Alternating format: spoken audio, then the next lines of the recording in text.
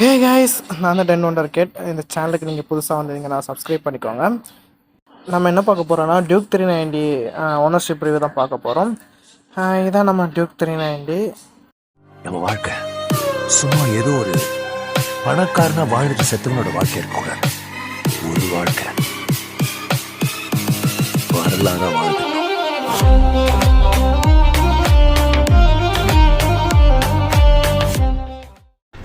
பார்த்துக்கோங்க.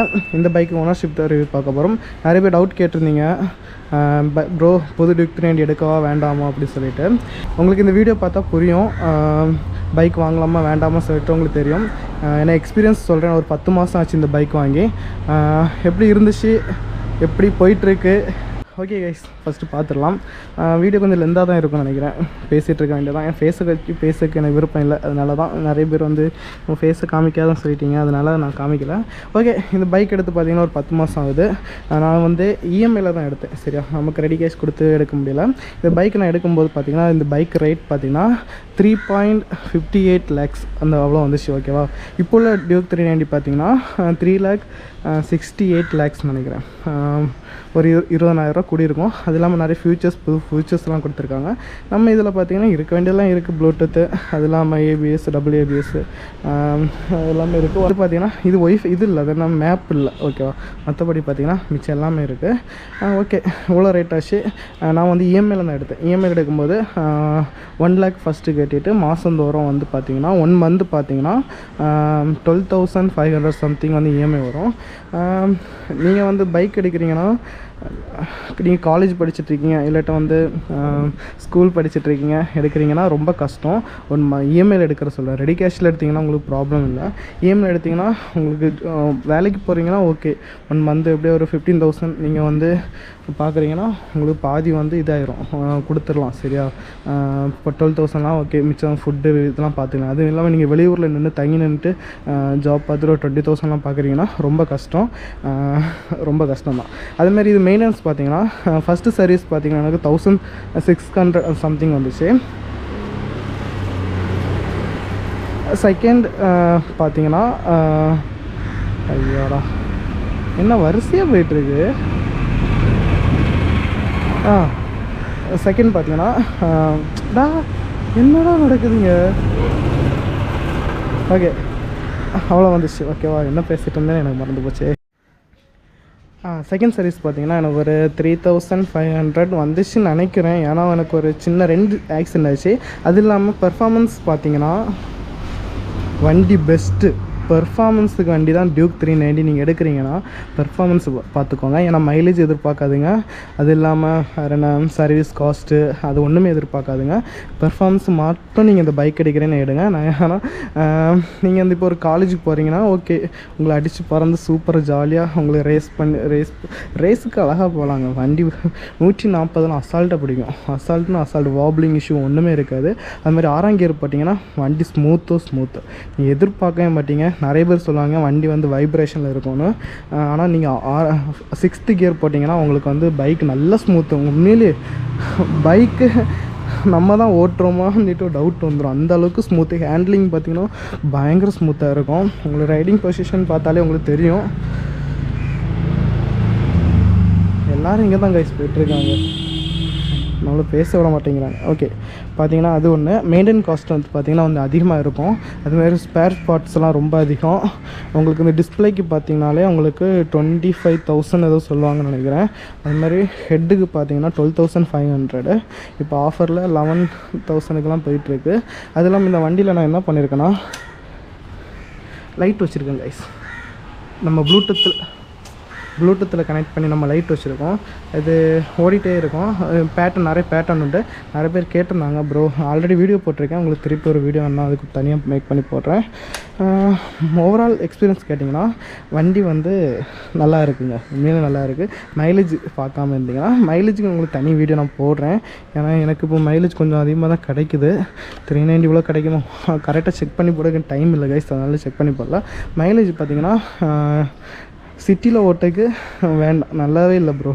சிட்டியில் பார்த்தீங்கன்னா உங்களுக்கு மைலேஜே கிடைக்காது, எதிர்பார்க்காண்டா. ஆனால் வந்து நீங்கள் ஒரு ஹைவேயில் போகிறீங்க, இல்லை நீங்கள் ஒரு ட்ரிப்பு போகிறீங்க, லாங் ட்ரைவ் போகிறீங்கன்னா உங்களுக்கு மைலேஜ் வந்து 27 கிடைக்கும்.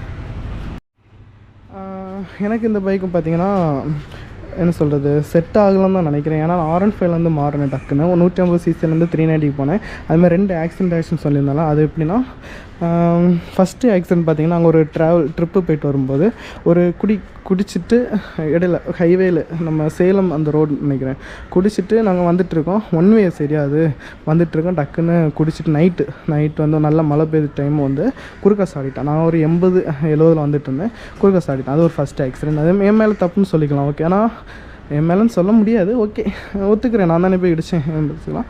செகண்ட் பார்த்தீங்கன்னா இந்த பைக் வந்து ஓவர் பவர்னால உங்கள் ஃப்ரெண்ட்ஸ் எல்லாம் அவங்க வந்து ஓட்ட கேட்பாங்க. ப்ரோ நீங்கள் வந்து கூட்டுறா நான் போயிட்டு வரேன் அது வர அப்படின்னு நம்பி கொடுக்காதுங்க. ஏன்னா அவங்க வந்து கண்ட்ரோல் பண்ணிட மாட்டாங்க. யாராக இருந்தாலும் 390 வாங்கினதும் முறுக்கி பார்க்கணும், ஸ்பீடாக போகணுன்னு தான் ஆசைப்படுவாங்க. வண்டி வந்து கண்ட்ரோல் பண்ண கஷ்டம். நீங்கள் 390 ஓனராக இருந்தீங்கன்னா உங்களுக்கு தெரியும், நீங்கள் கண்ட்ரோல் பண்ணிப்பீங்க. அதுமாரி இன்னொரு பைக் ஓட்டிட்டு அதை ஓட்டிட்டு இதை எனக்கு நல்லா ஓட்ட தெரியும் நான் செட்டு இந்த வந்து ஓட்டினாங்கன்னா கண்டிப்பாக முடியாது. செகண்ட் ஆக்சிடென்ட் ஆனது அப்படி தான், ஒரு மிஸ் அண்டர்ஸ்டாண்டிங்கில் ஆக்சிடென்ட் ஆகிடுச்சு. அதனால தான் இப்படி டேமேஜ் ஆகிருக்கு பைக்கு. மற்றபடி பார்த்திங்கன்னா வண்டி நல்ல பைக், புது வண்டி தான். நான் என்ன சொல்லுறது, வண்டி கழுவாமல் வச்சுருக்கனால இப்படி இருக்குது. ஓகேவா? அதுமாதிரி ஸ்பேர் பார்ட்ஸ் பார்த்திங்கன்னா கொஞ்சம் அதிகம். இந்த 390 எடுத்தாலே ஸ்பேர் பார்ட்ஸ் ரொம்ப அதிகம். உங்களுக்கு டிஸ்அட்வான்டேஜ் அண்ட் அட்வான்டேஜ் வீடியோ நான் எடுத்து போடுறேன். ஓகேவா? மொத்தத்தில் இந்த வண்டி எனக்கு எப்படி இருக்குன்னா, நான் இஎம்ஐ கட்டி எடுத்தனால எனக்கு வந்து ரொம்ப கஷ்டமாக இருக்குது கைஸ். ரொம்ப பெட்ரோல் போடணும், அது இல்லாமல் இஎம்ஐ கட்டணும், ஃபுட்டு பார்க்கணும், எல்லாமே நம்ம வந்து பார்க்குறதுனால வண்டி கொஞ்சம் அதுலேயும் இப்படி ஆக்சிடென்ட் ஆகிடுச்சுன்னா அதுக்கு தனி செலவு. ஃபஸ்ட்டு பம்பர் டு பம்பர்னு சொல்லுவாங்க. ஃபஸ்ட்டு ஆக்சிடென்ட் ஆச்சுன்னா ஸ்டீலுக்கு வந்து உங்களுக்கு வந்து கிளைம் ஆயிரும், பிளாஸ்டிக் வந்து கிளைம் ஆகாது. நம்ம ரூபா கொடுக்க வேண்டியது இருக்கும், இல்லை பாதி கொடுக்க வேண்டியது இருக்கும். சரியா? இப்போ வந்து ஃபஸ்ட்டு ஆக்சிடென்ட் பார்த்தீங்கன்னா 44,000 ஆச்சு. எனக்கு அதெல்லாம் வந்து 33,000 வந்து கிளைம் ஆச்சு. மீதியெல்லாம் போயிடுச்சு. செகண்ட் ஆக்சிடென்ட் வந்து நம்ம கிளைம் ஆகலை, கொடுக்கல. அதனால் அது ஒரு 20 கிட்ட ஆகிடுச்சுன்னு வைங்க. பார்த்தீங்கன்னா செலவு தான். வண்டி என்ன பண்ணாலும் ஸ்பேர் பார்ட்ஸ் ரொம்ப அதிகம் கைஸ்.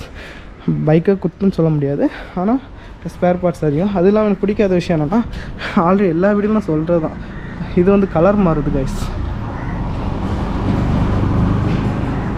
இது வந்து கலர் மாறுது. நம்ம எவ்வளோ ஓட்டுறோம் எனக்கு தெரிஞ்சு 4000 தான் ஓட்டியிருப்பேன்னு நினைக்கிறேன். ரொம்ப கம்மி தான் நான் பைக் ஓட்டினது. ஆனால் சொல்கிறேன் கலர் மாறுது. எல்லோரும் சொன்னாங்க ப்ரோ இல்லை ப்ரோ சீக்கிரமாக கலர் மாறும். ஆனால் மற்ற பைக்கோட கம்பேர் பண்ணும்போது இது வந்து இவ்வளோ சீக்கிரம் கலர் மாறுது. அது ஏன்னு தெரில எனக்கு. அதான் இது பிடிக்கல, கலர் மாறுது. அவ்வளோ மெயின் ஓட்டல கைஸ். இப்போ ஒரு 10,000 15,000 ஓடி வந்து இப்படி கலர் மாறிச்சுனா கூட நான் ஒத்துப்பேன். ஓகே நம்ம இவ்வளோ ஓட்டனால கலர் மாறுது. ஆனால் வந்து பார்த்திங்கன்னா நான் வந்து 4,000 தான் ஓட்டியிருக்கேன், ஆனால் கலர் மாதிரி இருக்குது. அது எனக்கு பிடிக்கல. மற்றபடி வண்டியில் பிடிக்காத விஷயம் ஒன்றுமே இல்லை. ஹீட்டிங் ஓகே தான். ஏன்னா 390 சிசி அது ஏற்ற மாதிரி ஹீட்டிங், மைலேஜும் அதுமாரி தான். நான் குறை சொல்ல மாட்டேன், மைலேஜும் ஓகே தான். இந்த சிசிக்கு இவ்வளோ மைலேஜ் ஓகே. வேறு என்ன, கிரவுண்ட் கிளியரன்ஸ் இந்த மாடலுக்கு வந்து கஷ்டம், அடி தட்டும். எந்த ஸ்பீட் பிரேக்கர் ஸ்பீட் பம்பாக இருந்தாலும் தட்டும். ஆனால் புது இது வந்து ஓகே தான். மெயின்டைன் பண்ண ரொம்ப கஷ்டம். நீங்கள் ஒரு பைக் எடுக்கிறீங்கன்னா பார்த்து எடுங்க, பொறுமையாக எடுங்க. 390 வந்து மற்ற பைக் கம்பேர் பண்ணும்போது டபுள் சார்ஜ் அவ்வளோதான். இப்போ மைலேஜும் அதேமாதிரி தான். நீங்கள் வந்து ஒரு 60 கிலோமீட்டர் போனோன்னா R15 பைக்கு 150 போகிறதுக்கு 150, வாரது 150, 120 கிலோமீட்டருக்கு 300 முடிஞ்சிடும். ஆனால் நம்ம பைக்கு 600 போனோம். சரியா? ஏன்னா நான் டெய்லி நான் இப்போ ஒர்க்குக்கு வெளியில் இருக்கேன். நான் எங்கள் வீட்டுக்கு போனோன்னா 60 சம்திங் கிலோமீட்டர் உண்டு, 65-70 கிலோமீட்டர் உண்டு. அதான் பெட்ரோல் டபுள் சார்ஜஸ். அதுமாதிரி சர்வீஸுக்கும் டபுள் சார்ஜஸ், ஸ்பேர் பார்ட்ஸுக்கும் டபுள் சார்ஜஸ். மற்றபடி பார்த்திங்கன்னா ஓகே. பவரை நீங்கள் ஃபீல் பண்ணணுன்னா பார்த்துக்கோங்க. ஓவராக வண்டி போகுது கைஸ். ஓகேவா? மற்றபடி ஒன்றும் இல்லை. ஓகே, இதான் நம்ம ஓனர்ஷிப் ரிவ்யூ. இல்லைன்னா நீட்டாக பண்ண சொல்லணும்னு சொன்னால் சொல்லுங்கள். ஏன்னா வண்டி அடிக்கடி போயிட்டுருக்கு, எனக்கு வீடியோ பண்ண மைண்டே போயிடுச்சு. ஓகேவா? உங்களுக்கு வேணுன்னா இன்னொரு அமைதியான இடத்துலேருந்து திருப்பி நீட்டாக உங்களுக்கு சொல்கிறேன். அதுமாதிரி ஃபேஸ் வச்சு வீடியோ போடலாமா வேண்டாமா சொல்லுங்கள். ஓகேவா? ஓகே, நம்ம இன்னும் அடுத்த வீடியோ பார்க்கலாம். பாய்.